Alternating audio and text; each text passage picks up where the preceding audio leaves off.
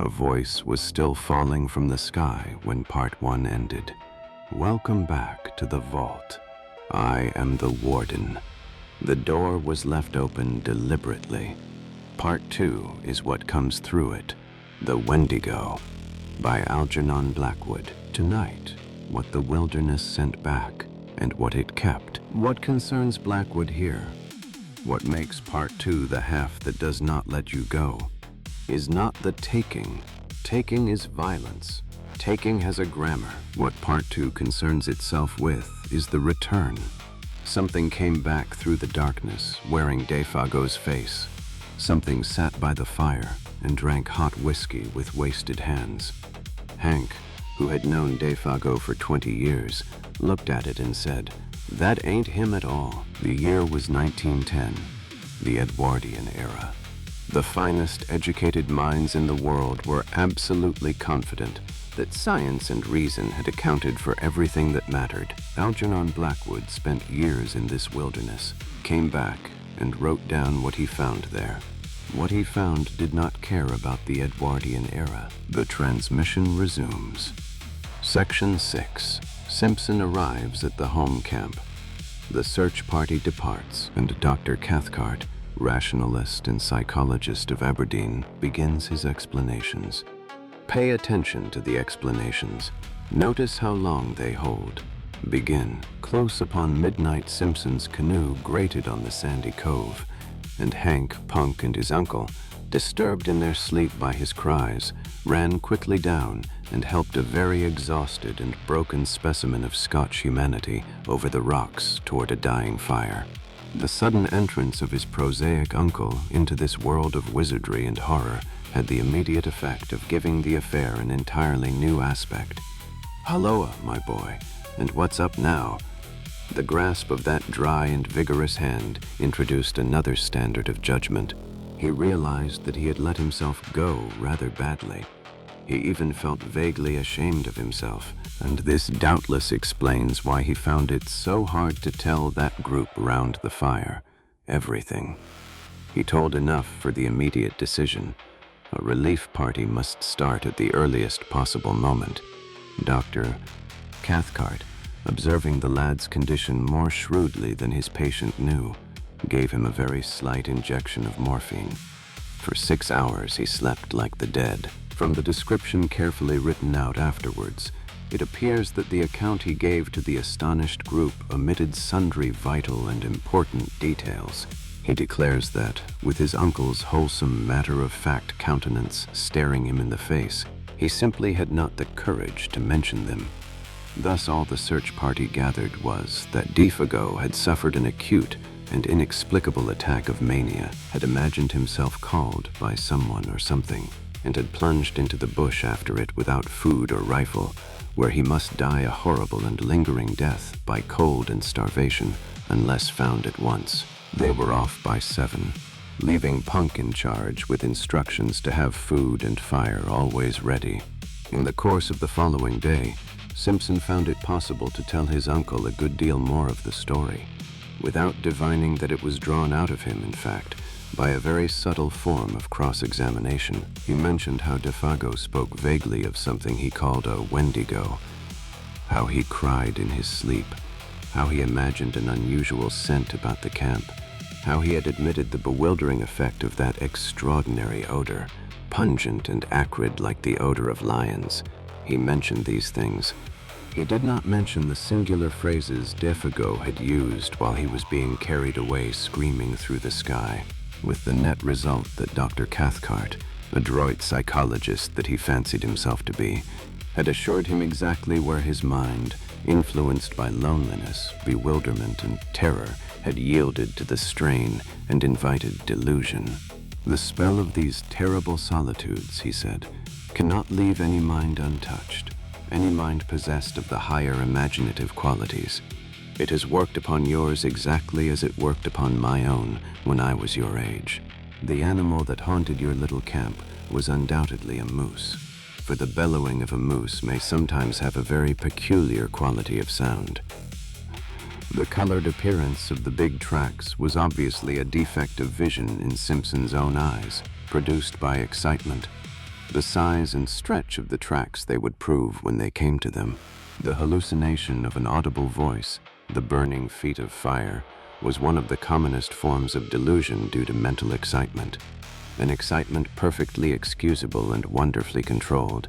"The only thing I find it uncommonly difficult to explain," Cathcart added, in a tone that tried to remain casual and did not quite succeed, "is that damned odor." And so at last they came to the little camp and found the tent still standing, the remains of the fire, the note pinned to the stake, untouched. The cache had been discovered and opened by muskrats. The matches lay scattered. The food was gone to the last crumb. "Well, fellers, he ain't here," exclaimed Hank loudly. The gloom of Défago's probable fate oppressed the whole party with dreadful gravity the moment they saw the familiar signs of recent occupancy, especially the tent, with the bed of balsam branches still smoothed and flattened by the pressure of his body, brought his presence near to them. After something like 3 hours' search, the darkness already down, the two men returned to camp with nothing to report. Fresh snow had covered all signs. There were no fresh tracks of any kind. The snow lay undisturbed. They gathered round the fire for supper, a gloomy and despondent party. Now that the whole truth in all its ugliness was out, it seemed useless to deal in further disguise or pretense. They talked openly of the facts and probabilities. Something on this trip, one might never know precisely what, had sufficed to push Défago over the line.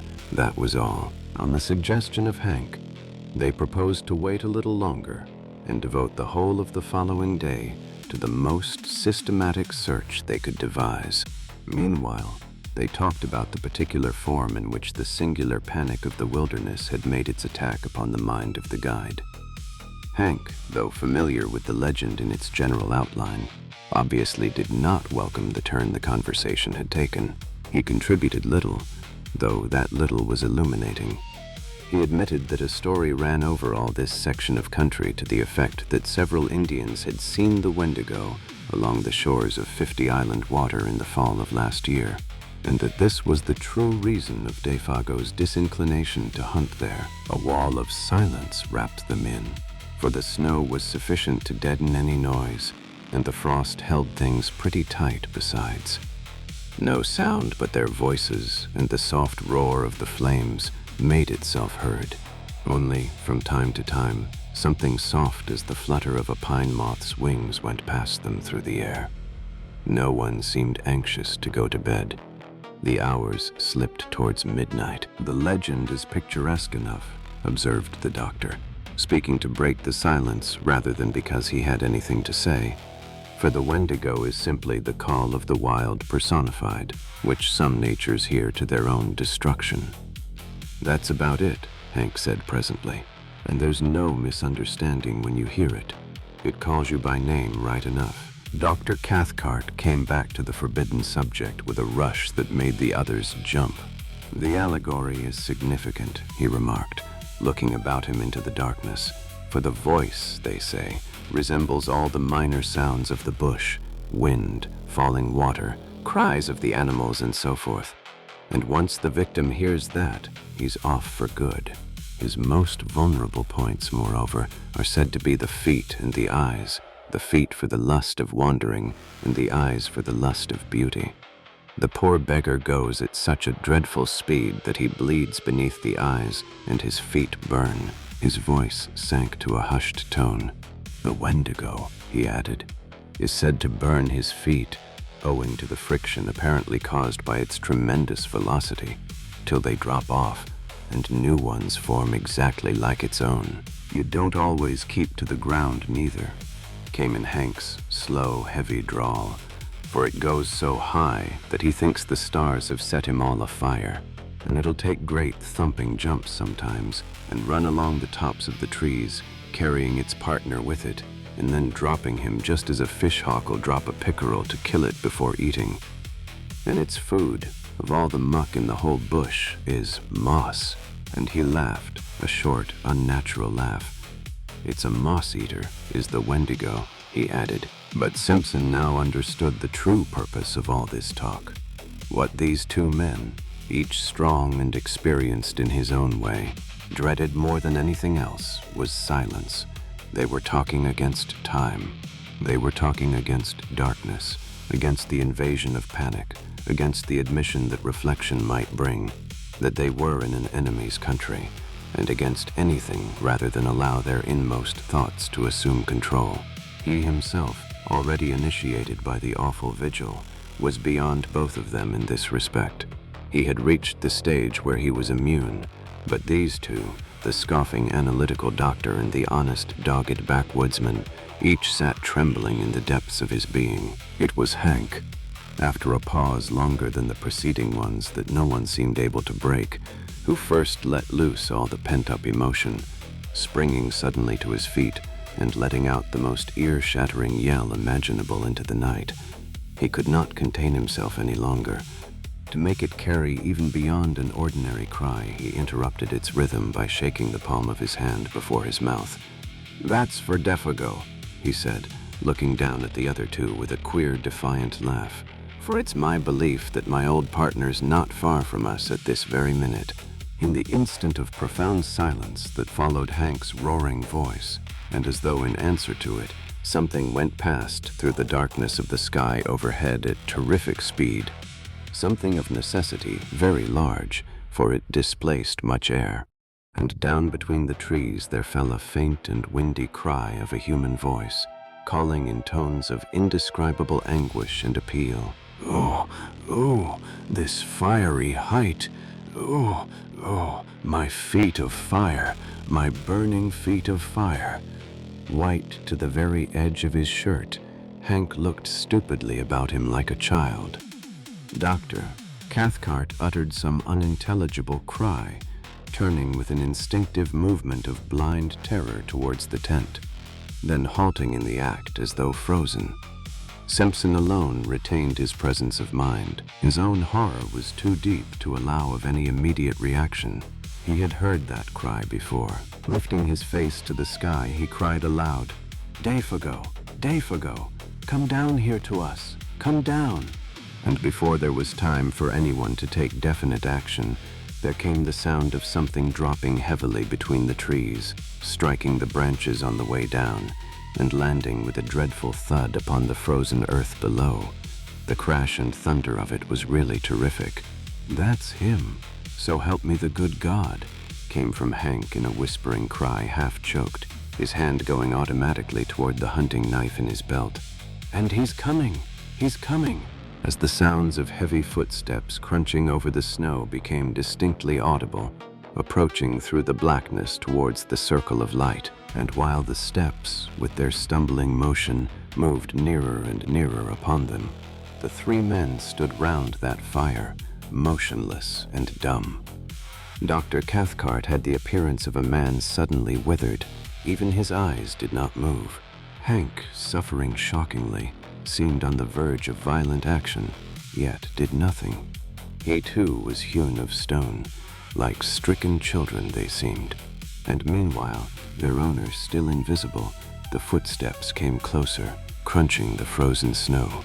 It was endless, too prolonged to be quite real, this measured and pitiless approach. Then at length the darkness, having thus laboriously conceived, brought forth a figure. It drew forward into the zone of uncertain light where fire and shadows mingled, not 10 feet away. Then halted, staring at them fixedly. The same instant it started forward again with the spasmodic motion as of a thing moved by wires, and coming up closer to them, full into the glare of the fire. They perceived then that it was a man, and apparently that this man was Défago. If this transmission has your attention, the like button, use it. It helps more than you might expect. Something like a skin of horror almost perceptibly drew down in that moment over every face, and 3 pairs of eyes shone through it, as though they saw across the frontiers of normal vision into the unknown. Défago advanced, his tread faltering and uncertain. He made his way straight up to them as a group first, then turned sharply and peered close into the face of Simpson. The sound of a voice issued from his lips. "Here I am, Boss Simpson. I heard someone calling me." It was a faint, dried-up voice, made wheezy and breathless as by immense exertion. "I'm having a regular hellfire kind of a trip, I am." And he laughed, thrusting his head forward into the other's face. For the Défago, who sat huddled by the big fire, wrapped in blankets, drinking hot whisky and holding food in wasted hands, was no more like the guide they had last seen alive than the picture of a man of 60 is like a daguerreotype of his early youth. Nothing really can describe that ghastly caricature, that parody masquerading there in the firelight as Défago. The face was more animal than human, the features drawn about into wrong proportions, the skin loose and hanging, as though he had been subjected to extraordinary pressures and tensions, suggesting a face and body that had been in air so rarefied that, the weight of atmosphere being removed, the entire structure threatened to fly asunder and become incoherent. It was no less a person than Simpson himself, who gave instinctive utterance to the sentence that brought a measure of relief into the ghastly situation by expressing the doubt and thought in each one's heart. "It is you, isn't it, Défago?" he asked under his breath, horror breaking his speech. At once Cathcart burst out with the loud answer, "Of course it is, of course it is. Only, can't you see, he's nearly dead with exhaustion, cold and terror. Isn't that enough to change a man beyond all recognition?" It was said in order to convince himself as much as to convince the others. The overemphasis alone proved that, and continually, while he spoke and acted, he held a handkerchief to his nose. That odor pervaded the whole camp. It was Hank who brought things to a head. He went off to a little distance from the fire, shading his eyes for a moment with both hands, and shouted in a loud voice that held anger and affection dreadfully mingled, "You ain't Défago. You ain't Défago at all. I don't give a damn, but that ain't you, my old pal of 20 years. He glared upon the huddled figure as though he would destroy him with his eyes. He repeated himself in 50 different ways, each more outlandish than the last. The woods rang with echoes. It was impossible to silence him. Horrible to see, horrible to hear, because it was the truth. But in the end, he did nothing, and the whole tempest completed itself very shortly with tears. Hank's voice suddenly broke. He collapsed on the ground, and Cathcart somehow persuaded him at last to go into the tent and lie quiet. The remainder of the affair was witnessed by him from behind the canvas, his white and terrified face peeping through the crack of the tent door flap. Dr. Cathcart, closely followed by his nephew, went up with a determined air and stood opposite the figure of Défago, huddled over the fire. "Défago, tell us what's happened, just a little, so that we can know how best to help you." At first his voice was firm, then it changed in quality, for the figure turned up to him a face so piteous, so terrible, and so little like humanity that the doctor shrank back as from something spiritually unclean. "Out with it, man, out with it," he cried. "None of us can stand this much longer." And then Défago, smiling whitely, answered in that thin and fading voice that already seemed passing over into a sound of quite another character. "I seen that great Wendigo thing," he whispered, sniffing the air about him exactly like an animal. "I been with it too." Whether the poor devil would have said more cannot be known, for at that moment the voice of Hank was heard yelling from behind the canvas at the top of his voice. Such a howling was never heard. His feet, oh God, his feet! Look at his great changed feet! Défago, shuffling where he sat, had moved in such a way that for the first time his legs were in full light and his feet were visible. Yet Simpson had no time himself to see properly what Hank had seen, and Hank has never seen fit to tell. That same instant, with a leap like that of a frightened tiger, Cathcart was upon him, bundling the folds of blanket about his legs with such speed that the young student caught little more than a passing glimpse of something dark and oddly massed where moccasined feet ought to have been. and saw even that with uncertain vision. Then, before the doctor had time to do more, Défago was standing upright in front of them, balancing with pain and difficulty, and upon his shapeless and twisted visage an expression so dark and so malicious that it was, in the true sense, monstrous. "Now you've seen it too," he wheezed. "You've seen my fiery, burning feet, and now, that is, unless you can save me and prevent, it's about time for—" His piteous voice was interrupted by a sound like the roar of wind coming across the lake. The trees overhead shook their tangled branches. The blazing fire bent its flames as before a blast, and something swept with a terrific rushing noise about the little camp, surrounding it entirely in a single moment of time. Défago shook the clinging blankets from his body, turned toward the woods behind, and with the same stumbling motion that had brought him, was gone. Gone before anyone could move muscle to prevent him. Gone with an amazing, blundering swiftness that left no time to act.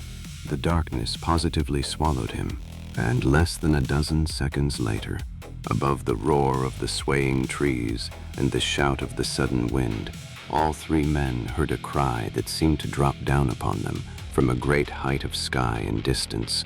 "Oh, oh, this fiery height! Oh, oh, my feet of fire! My burning feet of fire!"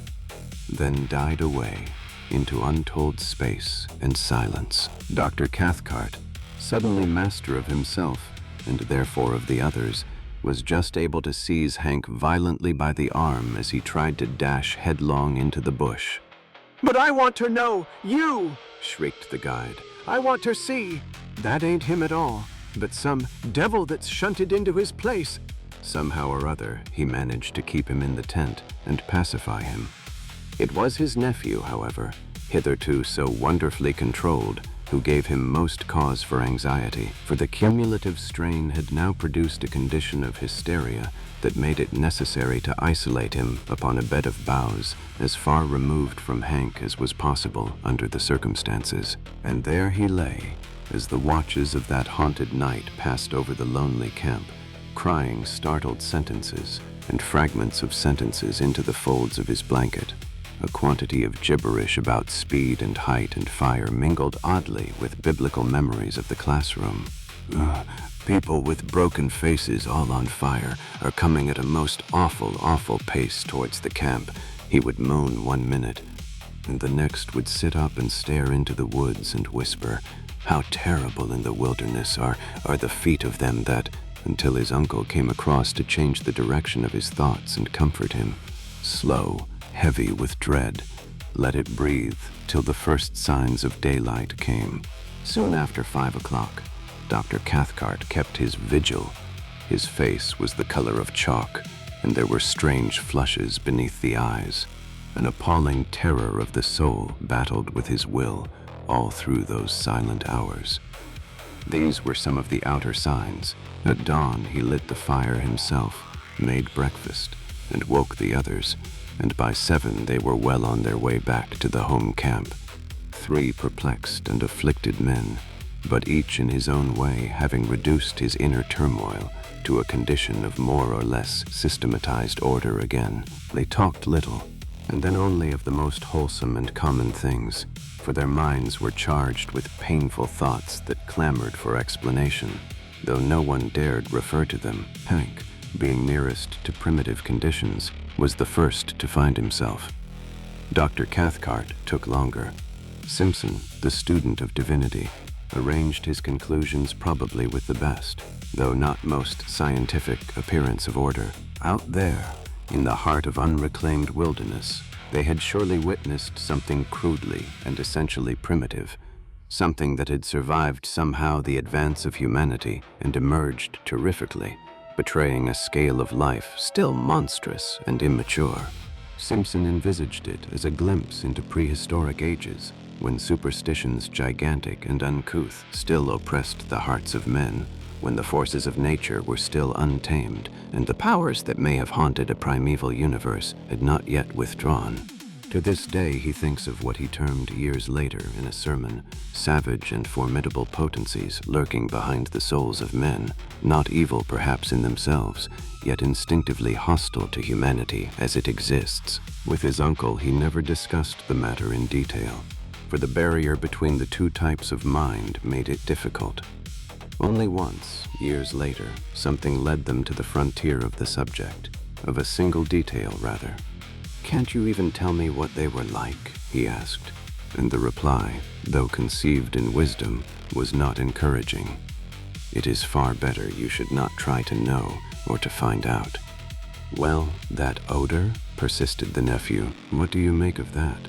Dr. Cathcart looked at him and raised his eyebrows. "Odors," he replied, "are not so easy as sounds and sights of telepathic communication. I make as much, or as little, probably, as you do yourself." He was not quite so glib as usual with his explanations. That was all. At the fall of day, cold, exhausted, famished, the party came to the end of the long portage and dragged themselves into a camp that at first glimpse seemed empty. Fire there was none, and no punk came forward to welcome them. But the cry of spontaneous affection that burst from the lips of Hank as he rushed ahead toward the fireplace came probably as a warning that the end of the amazing affair was not quite yet, and both Cathcart and his nephew confessed afterwards that when they saw him kneel down in his excitement and embrace something that reclined, gently moving, beside the extinguished ashes, they felt in their very bones that this something would prove to be Défago. The true Défago returned, and so, indeed, it was. Exhausted to the point of emaciation, the French-Canadian, what was left of him that is, fumbled among the ashes, trying to make a fire. His body crouched there, the weak fingers obeying feebly the instinctive habit of a lifetime with twigs and matches. But there was no longer any mind to direct the simple operation. The mind had fled beyond recall, and with it, too, had fled memory. Not only recent events, but all previous life was a blank. This time it was the real man, though incredibly and horribly shrunken. On his face was no expression of any kind whatever. Fear, welcome, or recognition. He did not seem to know who it was that embraced him, or who it was that fed and warmed and spoke to him the words of comfort and relief. Forlorn and broken beyond all reach of human aid, the little man did meekly as he was bidden. The something that had constituted him individual had vanished forever. In some ways it was more terribly moving than anything they had yet seen. That idiot's smile as he drew wads of coarse moss from his swollen cheeks and told them that he was a damned moss-eater. The continued vomiting of even the simplest food, and worst of all, the piteous and childish voice of complaint in which he told them that his feet pained him, burn like fire, which was natural enough when Dr. Cathcart examined them and found that both were dreadfully frozen. Beneath the eyes there were faint indications of recent bleeding, the details of how he survived the prolonged exposure, of where he had been, or of how he covered the great distance from one camp to the other. All this remains unknown. His memory had vanished completely, and before the end of the winter whose beginning witnessed this strange occurrence, Défago, bereft of mind, memory, and soul, had gone with it. He lingered only a few weeks, and what Punk was able to contribute to the story throws no further light upon it. He was cleaning fish by the lake shore about 5 o'clock in the evening, an hour before the search party returned, when he saw this shadow of the guide picking its way weakly into camp. In advance of him, he declares, came the faint whiff of a certain singular odor. That same instant old Punk started for home. He covered the entire journey of 3 days as only Indian blood could have covered it. The terror of a whole race drove him. He knew what it all meant. Défago had seen the Wendigo. The door is closed, for now. What the wilderness takes, it does not always give back. What it does give back is not always what it took. The Wendigo is a story about the limits of rationalism, and what lies beyond them. Dr. Cathcart delivered his explanations against a landscape that had already disproved them, and the landscape was not interested in his corrections. What came back through the darkness wearing Défago's face was never fully seen. Hank saw what was beneath the blanket. Blackwood never described it. That is precisely the right decision. The horror that cannot be described is the horror that stays. Défago lingered only a few weeks. The wilderness did not. If this transmission found its mark, leave your mark in return. The like, use it, and I